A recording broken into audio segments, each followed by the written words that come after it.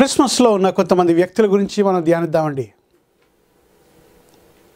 విధేయత చూపిన మరియ జీవితాన్ని, నీతివంతుడై దేవుని చేత నడిపింపబడటానికి ఒప్పుకున్న యోసేపు గురించి, ప్రార్థిస్తున్న వృద్ధులైన జకరయ ఎలిజబెత్ల గురించి మనం ఈరోజు ఈ క్రిస్మస్ సీజన్లో యేసు ప్రభు ఎలా దిగి వచ్చాడు, ఆయన రావటానికి మనుషుల్ని ఎలా వాడుకున్నాడు, మన జీవితంలో ఎలా పనిచేస్తాడు యేసు ప్రభు అనే విషయాలను మనం ఈరోజు దేవుని వాక్యంలోంచి ధ్యానిద్దాం. మలాకి గ్రంథం నుంచి యేసు ప్రభు రాకడ వరకు 400 సంవత్సరాలు. ఈ 400 సంవత్సరాలు ఏమంటారంటే సైలెంట్ పీరియడ్ అని అంటారు. బైబిల్ చరిత్రలో అది సైలెంట్ పీరియడ్ అంటే దేవుడు మాట్లాడలేదు అని అర్థం అని చాలామంది చెప్తూ ఉంటారు. దేవుడు ఆయన కనుదృష్టి లోకమందంతా సంచరిస్తుందంట. ఎందుకో తెలుసా? ఎవరైతే ఆయన వైపు పూర్ణ హృదయంతో చూస్తారో వారిని వాడుకోవటానికి, వారి పట్ల బలంగా పనిచేయటానికి దేవుని కనుదృష్టి చూస్తూ ఉందంట. మరియ ఒక యవనస్తురాలు, బహుశా తన వయసు 15, 16, 20 లోపే ఉన్న యవనస్తురాలండి. 15 నుంచి 19, 20 సంవత్సరాల లోపు ఉన్న యవనస్తురాల్ని ప్రభు దృష్టించాడు. ఎందుకు? లూకా సువార్త 1వ అధ్యాయంలో ఇలా వ్రాయబడిందండి. లూకా సువార్త 1వ అధ్యాయం 38వ వచనంలో, అందుకు మరియ, ఇదిగో ప్రభు దాసురాలను, నీ మాట చొప్పున నాకు జరుగునుగాక అనెను. నీ మాట చొప్పున నాకు జరుగునుగాక. ఇంగ్లీష్లో అయితే చాలా బాగుంటుంది. Behold I am the servant of the Lord, let it be to me according to your word. నువ్వు దేవుని దాసుడు ఎప్పుడవుతావంటే, నువ్వు దేవుని దాసురాలు ఎప్పుడవుతావంటే, ప్రభువా నీ మాట చొప్పున నా జీవితంలో జరుగునుగాక అని అంటేనే. చూడండి, చాలామంది క్రైస్తవులను చెప్పుకుంటారు కానీ దేవుని వాక్యానికి ప్రాధాన్యత ఇవ్వరు. దేవుని మాటలు, దేవుని వాక్య ప్రకారం నా జీవితం ఉండాలని కోరుకోరండి. ఈ యవనస్తురాలైన మరియకు ఎక్కువ వయసు లేదు, ఎంతో జ్ఞానం పొందిందని మనం చదవం. కానీ తన జీవితంలో తనకున్న ఒకే ఒక చాలా ప్రాముఖ్యమైన లక్షణం ఏంటంటే దేవుని వాక్యానికి విధేయత చూపిన జీవితం. Obedience to the word of God.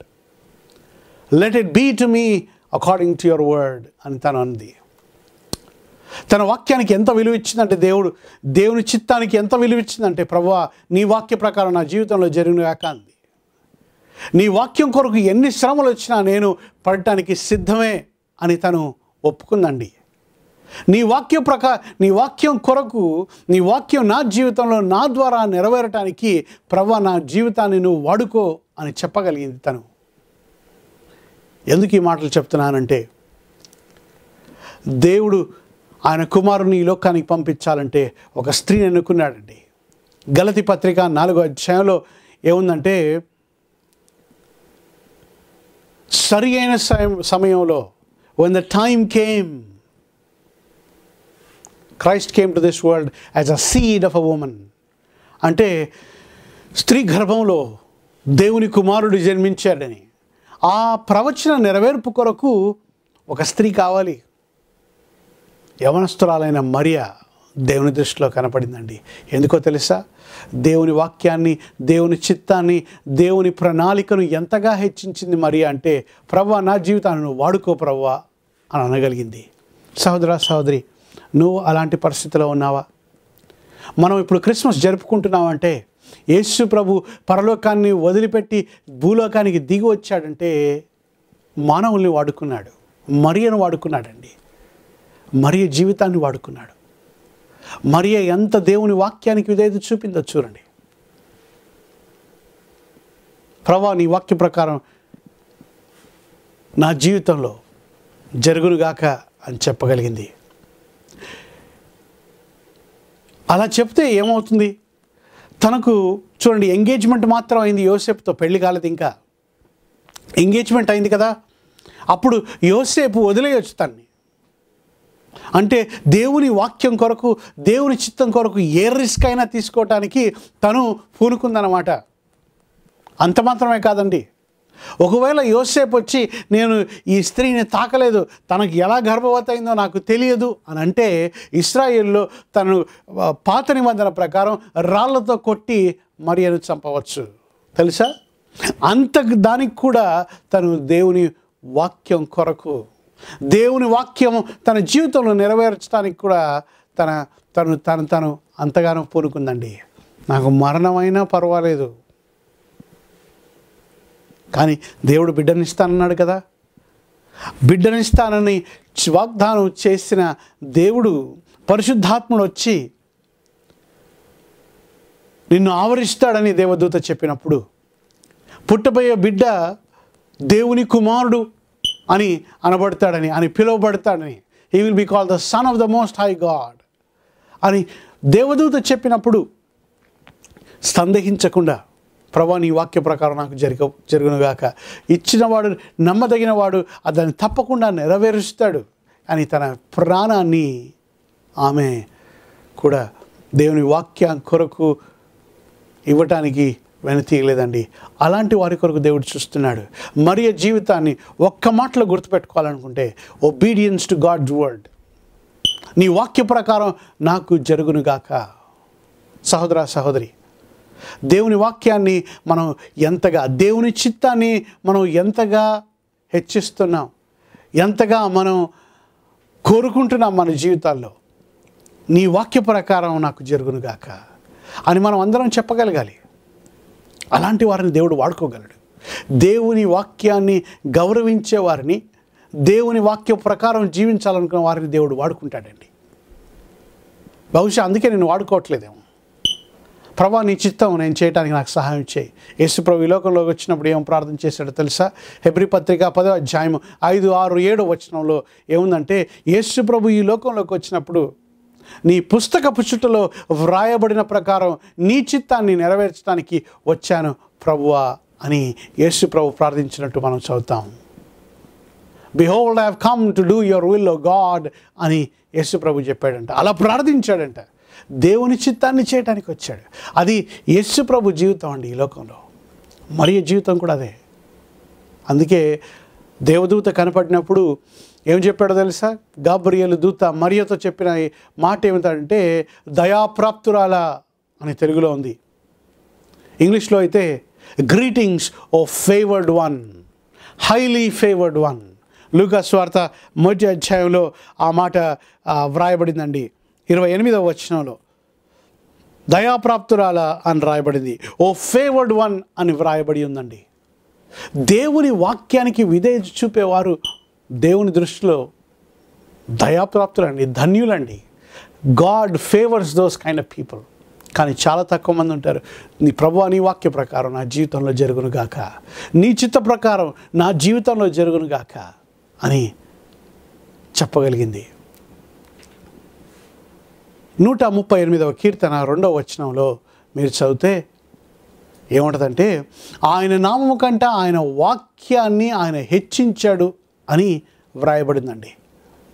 దేవుని నామము కంటే దేవుని వాక్యాన్ని దేవుడు హెచ్చించాడంట. దేవుని వాక్యం నెరవేర్పు కొరకు ఎవరు ఏ మనిషిని వాడుకోవాలా అని ప్రభు చూస్తున్నాడు. దేవుని వాక్యాన్ని నెరవేర్చడానికి ప్రభువా నా జీవితాన్ని వాడుకో అంటే దేవుడు నీ జీవితాన్ని వాడుకుంటాడు. మరియ జీవితాన్ని వాడుకున్నట్టు. మరియ గర్భంలో యేసు ప్రభు పుట్టినట్టు, ఆయన అవతారం ఎత్తినట్టు, ఈ లోకానికి వచ్చినట్టు మనం వాక్యంలో చదువుతాం. దేవుని వాక్యాన్ని చేయటానికి ఆశపడుతున్నావా లేదా అని ప్రశ్న. దేవుని వాక్యాన్ని చేయటానికి ఆశపడితే నాకేంటి ఆశీర్వాదం అని మీరు అడగవచ్చు. యెషయా గ్రంథం 66వ అధ్యాయం 2వ వచనంలో ఇలాగూ వ్రాయబడిందండి. అవన్నీ నా హస్తకృత్యములు, అవి నా వలన కలిగి ఉన్నవని యెహోవా సెలవిచ్చుచున్నాడు. ఎవడు దీనుడై నలిగిన హృదయం గలవాడై నా మాట విని వణుకుచుండునో వానినే నేను దృష్టించుచున్నాను. ఎవడు దీనుడై నలిగిన హృదయం కలగవాడై నా మాటను విని వణుకుచున్నాడో వాడిని నేను దృష్టిస్తున్నాను అని దేవుడు చెప్తున్నాడండి. దేవుని చిత్తానికి అలా మనం ప్రాధాన్యత ఇవ్వాలి. మనం దీనులమై, ఎవరు దీనులు అంటే దేవుని చిత్తాన్ని ఎవరు చేయాలనుకుంటారో వారే దీనులండి. మిగతా వాళ్ళంతా గర్విష్ఠులన్నట్టే. అంటే దేవుని చిత్తాన్ని పట్టించుకోకుండా జీవిస్తున్న వాళ్ళంతా గర్విష్ఠు వాళ్ళని.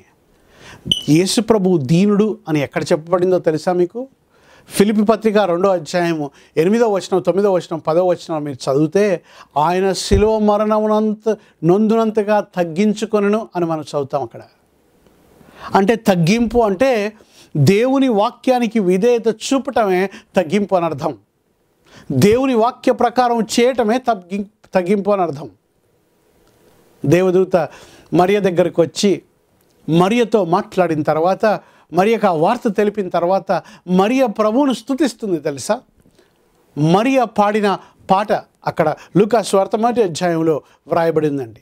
అక్కడ ఏమనుందంటే నువ్వు దీనులను కనికరిస్తావని, లేవనెత్తుతావని అక్కడ వ్రాయబడి ఉందండి. అంటే మరియ దేవుని ఎదుట ఏమని చెప్తుందో తెలుసా? ప్రభువా, దీనురాలైన నన్ను నువ్వు చూసావు, నన్ను హెచ్చించావు, ప్రజలందరూ కూడా నన్ను ధన్యురాలని పిలుస్తారు అని. Blessed are you among the women అని నన్ను పిలుస్తారని ఎలిజబెత్ కూడా తను చూసినప్పుడు, మరియను చూసినప్పుడు ఈ మాట అన్నదండి. ఏమన్నదో తెలుసా? Blessed are you among women అని అన్నది. And all the generation will call you blessed. నువ్వు ధన్యురాలవమ్మా. ఎవరు ధన్యురాలో తెలుసా? ఎవరు ధన్యుడో తెలుసా? దేవుని వాక్య ప్రకారం నా జీవితంలో జరగాలి, దేవుని చిత్తం నా జీవితంలో జరగాలనుకున్న వారే. అలాంటి వారిని ప్రభు బహుగా వాడుకుంటాడండి.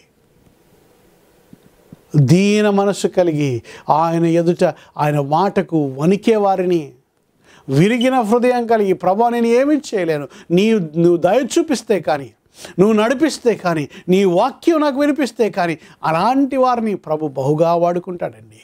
అలాంటి వారు కొద్దిమందే. ప్రభు నీ చిత్తాన్ని నేను చేయాలనుకుంటున్నాను, నా జీవితాన్ని నువ్వు వాడుకో అంటే ప్రభు మరియలాగా నీ జీవితాన్ని వాడుకుంటాడండి. అనేక స్థలాల్లో యేసు ప్రభు ఆయన రావాలనుకుంటున్నాడు, అనేక స్థలాలకి ఆయన వెళ్ళాలనుకుంటున్నాడు.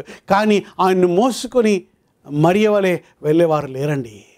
ఈ లోకానికి రావటానికి, దేవాతి దేవుడు ఈ లోకానికి రావటానికి దీనురాలైన ఒక చిన్న బిడ్డను, ఒక యవనస్త్రాల్ని వాడుకున్నాడండి. ఒక యవనస్త్రాల్ని వాడుకున్నాడు. వయసుతో పరిమితం లేదు, జ్ఞానంతో పరిమితం లేదు, చదువుతో పరిమితం లేదు, ఏ స్థలమైనా పర్వాలేదు. కానీ ప్రభువా నీ చిత్తాన్ని నేను చేస్తాను, అయ్యా నీ చిత్తం కాక నా జీవితంలో ఏం అవసరం లేదు అని నువ్వు అంటే అలాంటి వారిని ప్రభు బహుగా వాడుకుంటాడు. యాకోబు పత్రిక 1వ అధ్యాయం 22వ వచనంలో ఇలాగూ వ్రాయబడి ఉందండి. మీరు వినువారు మాత్రమై ఉండి మిమ్మును మీరు మోసపరుచుకోకుండా వాక్య ప్రకారము ప్రవర్తించు వారయుండుడి. వాక్యాన్ని వినేవారు ధన్యులు అని మీరు అనుకోవచ్చు. కానీ వాక్యాన్ని విని వాక్య ప్రకారం చేసేవారు, వాక్య ప్రకారం ప్రవర్తించేవారు మాత్రమే ధన్యులండి. యాకోబు ఏమి చెప్తున్నాడో తెలుసా? మీరు విని ఊరికే వెళ్ళిపోతే మిమ్మల్ని మీరు మోసపరుచుకుంటారని అక్కడ వ్రాయబడిందండి. యాకోబు పత్రిక 1వ అధ్యాయం 22వ వచనంలో దేవుని వాక్యాన్ని విని వారి జీవితం మారకపోతే, వారి ప్రవర్తన మారకపోతే, వారి జీవితం మారకపోతే వారిని వారు మోసం చేసుకున్నట్టే. ప్రకటన గ్రంథం ఆఖరి పుస్తకం బైబిల్లో కూడా ప్రకటన గ్రంథం 1వ అధ్యాయం 3వ వచనంలో కూడా అదే మాట వ్రాయబడిందండి. ఏముందో తెలుసా? ఈ మాటలు చదువువారు దాని ప్రకారం చేయువారు ధన్యులనుంది. ఈ ప్రకటన గ్రంథాన్ని చదవడమే మాత్రం కాదు, దాని ప్రకారం చేయాలి. అలా చేస్తే వారు ధన్యులని. దేవుని వాక్యాన్ని తెలుసుకున్నంత మాత్రాన గొప్పవారైపోరండి. సాతానుడు కూడా దేవునికి వాక్యం బాగా తెలుసు. యాకోబు పత్రిక 2వ అధ్యాయంలో ఏం చెప్తుందంటే, యాకోబు ఏం చెప్తున్నాడంటే, చూడండి, దయ్యాలు కూడా దేవుడు ఉన్నాడని నమ్ముతాయండి. దేవుడు ఒక్కడే నమ్ముతాయి. దయ్యాలు కూడా ఆయన మాటను వింటాయి, వణుకుతాయి. కానీ అలాంటి విశ్వాసం మీ విశ్వాసం అయితే అలాంటి విశ్వాసం మిమ్మల్ని రక్షిస్తుందా అని యాకోబు అడుగుతున్నాడండి. దయ్యాలు మాత్రం దేవుని మాటను నెరవేర్చవు. దేవుని వాక్యం తెలుసు, కానీ దేవుని వాక్యాన్ని నెరవేర్చలేవు. అందుకే నీ వాక్యాన్ని తెలుసుకోవడం ముఖ్యం కాదు, దేవుని వాక్యాన్ని తెలుసుకుంటే, ఎంత తెలుసుకుంటే అంత విధేయత జీవితం ఉండాలి నీకు. ప్రభువా నీ వాక్య ప్రకారం నాకు జరుగును గాక అని నువ్వు అంటే నీ జీవితాన్ని వాడుకుంటాడండి ప్రభు. అనేక స్థలాలకు వెళ్ళాలనుకుంటున్నాడు, వెళ్ళేవారు లేరు. అందుకే ప్రభు కార్యం జరగట్లేదు. ఎంతోమందిని ఆయన మార్చాలనుకుంటున్నాడు, ఎంతోమందిని ఆయన దర్శించాలనుకుంటున్నాడు. ఒక్క వ్యక్తి ప్రభువా నా జీవితంలోకి నువ్వు రా, నీ వాక్య ప్రకారం నేను చేస్తాను ప్రభువా అనే ఒక వ్యక్తి ఆయనకు కనబడితే ఆ వ్యక్తిని ప్రభు వాడుకుంటాడండి. ప్రభువా నన్ను అలా వాడుకో అన్నుంటే దేవుడు నీ జీవితాన్ని వాడుకుంటాడు. మరియను వాడుకున్నాడు. అందుకే మనం ఇప్పుడు క్రిస్మస్ సెలబ్రేట్ చేసుకుంటున్నాం. యేసు దేవాది దేవుడే మానవుడిగా ఈ లోకానికి రావటానికి ఒక యవనస్తురాల్ని వాడుకున్నాడు. వయసుతో ఆయనకు పరిమితం లేదు. ఆయన నీ వాక్య ప్రకారం నాకు జరుగునుగాక అని ఎవరైతే అంటారో అలాంటి వారిని ప్రభు బహుగా వాడుకుంటాడు. ప్రభా నీ చిత్తాన్ని చేయడానికి నాకు కృప దయచేయి, నీ చిత్తాన్ని నాకు బయలుపరచు, నీ చిత్తాన్ని నాకు బోధించు, నీ చిత్తాన్ని నాకు నాయన జ్ఞాపకం చే, నీ చిత్త ప్రకారం నా జీవితం నేను సరి చేసుకుంటానయ్యా అని నువ్వు ప్రభువుకు చెప్తే దేవుడు నీ జీవితాన్ని వాడుకుంటాడు. సహోదర సహోదరి, యోసేపు నీతిమంతుడని మత్తయి సువార్త 1వ అధ్యాయంలో వ్రాయబడి ఉంది. ఆయన నీతిమంతుడు గనక ఏమనుకున్నాడంటే, మరియ గర్భం ధరించింది కాబట్టి నేను తనను ముట్టుకోలేదు, ఈ బిడ్డ ఎలా పుట్టింది తనకు అని ఏమనుకున్నాడంటే, రహస్యంగా తను వదిలిపెడదాంలే, అందరికీ చెప్పి ఎందుకు తన మీదికి అవమానం తీసుకొని రావాలి అని రహస్యంగా వదిలిపెడదాం అనుకున్నాడు. కానీ దేవుడు యోసేపుతో మాట్లాడాడండి. యోసేపుతో ఎలా మాట్లాడాడో తెలుసా? యోసేపుకు 3 కలలు వచ్చాయి. దేవుడు ఆయన ప్రజల్ని ఎలా నడిపిస్తాడు, ఎలా ఆయన వాళ్ళతో మాట్లాడతాడు. యోసేపు కలిగిన మొదటి కళ ఏమిటో తెలుసా? మొదటి కళ ఏమిటంటే,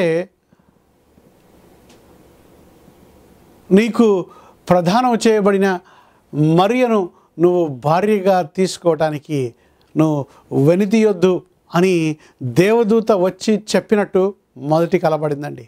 అప్పుడు యోసేపు ఇదేమిటోలే అని ఊరికి వదిలిపెట్టలేదు, ఇది నా ఊహాగానమేమో అని వదిలిపెట్టలేదు. కానీ ప్రభువా నీ చిత్తాన్ని నేను చేస్తాను అని ఆయన కళ ప్రకారం ఆయన లేచి మరియను ఆయన చేర్చుకున్నాడండి. చేర్చుకొని తనను బిడ్డ పుట్టేంత వరకు కూడా, యేసు ప్రభు పుట్టేంత వరకు కూడా వారు కుటుంబ జీవితం కలిసి జీవించినట్లు మనం చూడం. ఎందుకంటే తను మాత్రం చేర్చుకున్నాడు తన హృదయంలో, తను నా భార్యగా నేను అంగీకరిస్తాను, ఈ బిడ్డ నాకు పుట్టలేదు, ఈ బిడ్డ దేవుని ఆత్మ ద్వారా పుట్టిన బిడ్డ అని యోసేపు అంగీకరించాడండి. మరియ జీవితం మాత్రమే కాదండి, యోసేపు జీవితాన్ని ఒకసారి ఆలోచించండి. యోసేపుకు ఎంతో అనుమానం వచ్చిండొచ్చు, తప్పకుండా అనుమానం వచ్చింటుంది.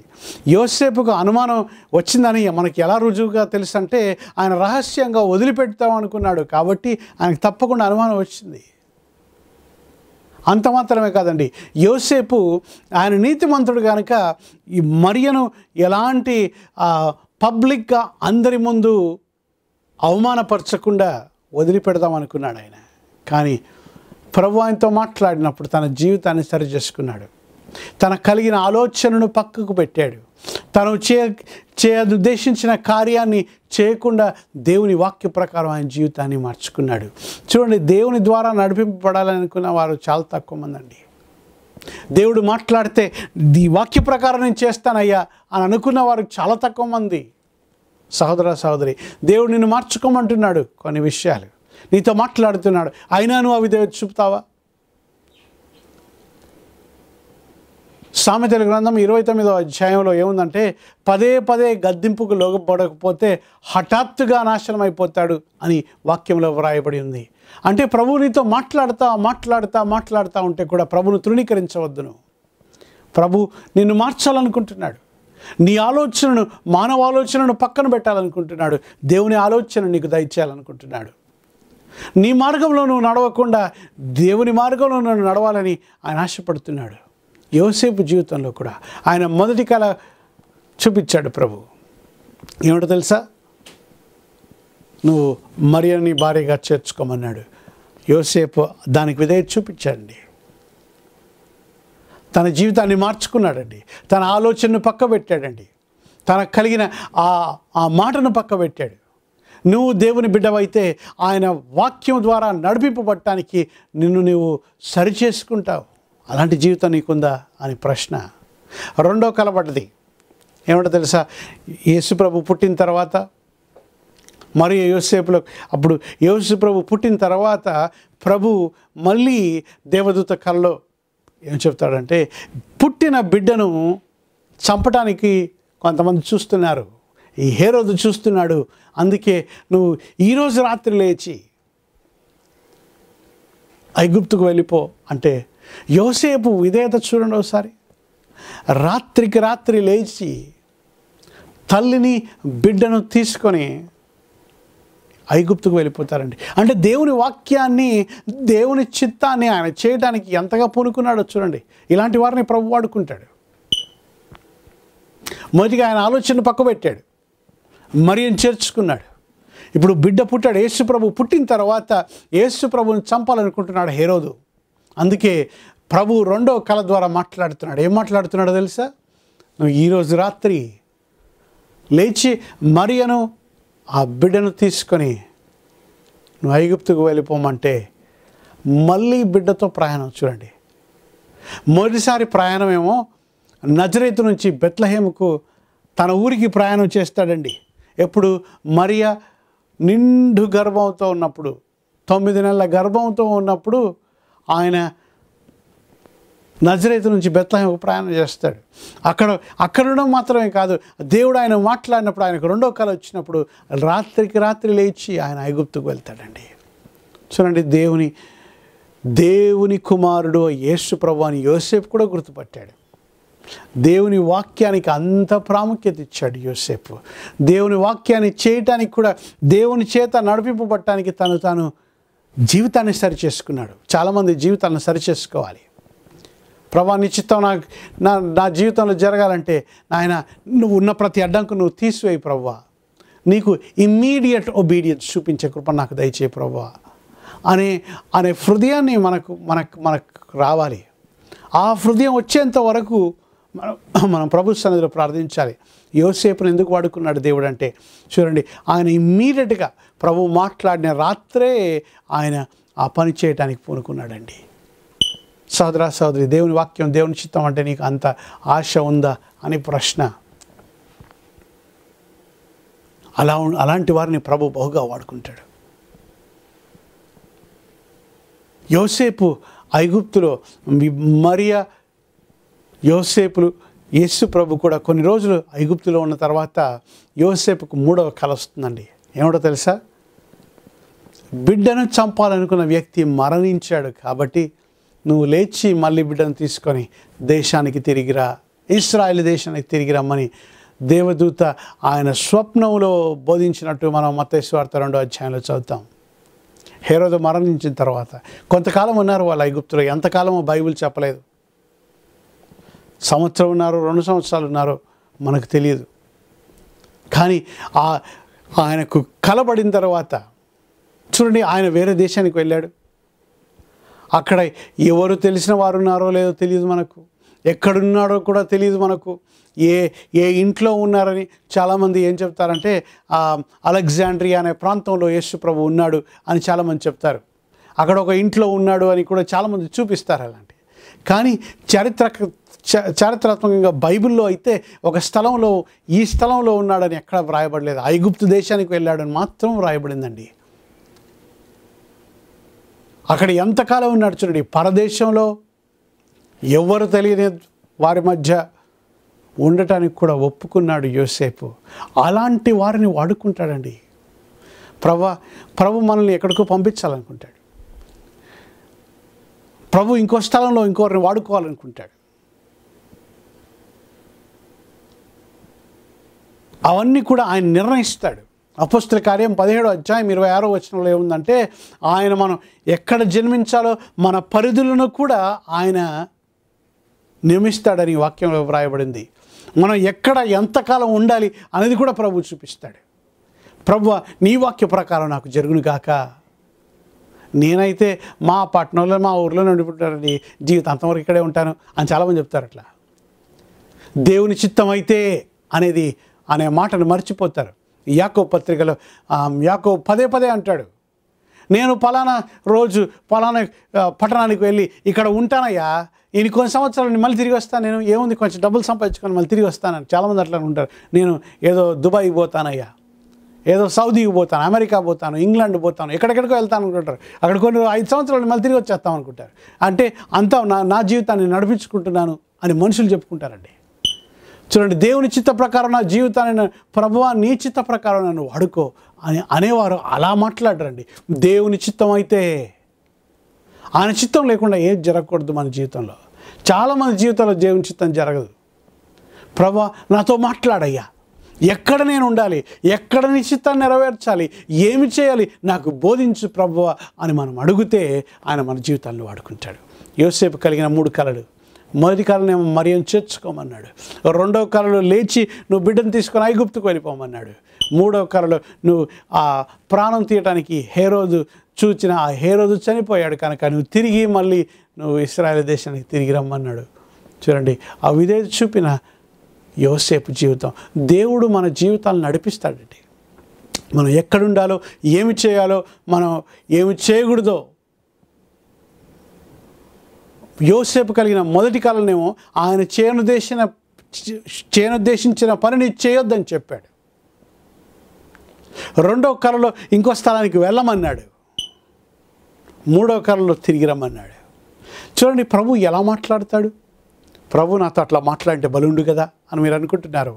అంతకన్నా గొప్ప భాగ్యం మనకి ఇచ్చాయండి. పరిశుద్ధాత్ముడు మనలో నివసిస్తున్నాడు. యోహాను సువార్తలో ఏం రాయబడిందో తెలుసా? 16వ అధ్యాయం 13వ వచనంలో ఏం రాయబడిందంటే, when the spirit of truth comes, పరిశుద్ధాత్ముడు వచ్చినప్పుడంట సత్యస్వరూపి అయిన పరిశుద్ధాత్ముడు వచ్చినప్పుడు ఆయన మనల్ని సర్వసత్యంలోకి నడిపిస్తాడు అని, జరగబోయే సంగతులు మనకు బోధిస్తాడు అని వ్రాయబడి ఉంది. అంటే మనం ఏమి చేయాలో, మనకు ఏమి జరగబోతుందో అవన్నీ కూడా ప్రభువు చూపిస్తాడు అని వ్రాయబడింది. ప్రభువా నీ చిత్త ప్రకారం నాకు జరుగునుగాక అని మీరంటే మిమ్మల్ని వాడుకుంటాడు ప్రభు. యోసేపును వాడుకున్నాడు. చూడండి, యోసేపు జీవితం మనం ఎక్కువగా చూడం బైబిల్లో, నూతన నిబంధనలో. యేసు ప్రభు 12వ ఏట వరకు మాత్రమే యోసేపును చూస్తాం. దాని తర్వాత యోసేపు మన సువార్తల్లో కనపడ్డు. మత్తయి సువార్త, మార్కు సువార్త, లూకా సువార్త, యోహాను సువార్త, ఈ 4 సువార్తలు మీరు చదవండి. మీరు యోసేపును తర్వాత చూడరు. మరియ భర్త అయిన యోసేపు. లూకా సువార్త 2వ అధ్యాయంలో మాత్రమే యేసు ప్రభు 12 ఏళ్ల వయసులో ఉన్నప్పుడు వాళ్ళు మందిరానికి వెళ్ళినట్టు మనం ఒక్క సంఘటన మాత్రమే చదువుతాం. దాని తర్వాత యోసేపు విషయం చదవమండి. కానీ యోసేపు విషయం ఏం రాయబడిందంటే, దేవుని చేత నడిపింపబడటానికి ఒప్పుకున్న వ్యక్తి యోసేపు. సహోదర సహోదరి, నువ్వు ఏ పని చేయాలన్నా నువ్వు ప్రభుని అడగాలి. ప్రభు నీతో మాట్లాడతాడు. అలాంటి వారి జీవితాలను వాడుకుంటాడు. నువ్వు దేవునికి పనికొచ్చే పనిముట్టు కావాలంటే ఆయన స్వరాన్ని వినటం నేర్చుకో. ఆయన ద్వారా నడిపింపబడటానికి నువ్వు విధేయత చూపు. ప్రభు నీ చిత్తాన్ని ఎంత కష్టమైనా నేను చేస్తానయ్యా అనే పరిస్థితికి నువ్వు వస్తే ప్రభు నిన్ను వాడుకుంటాడు.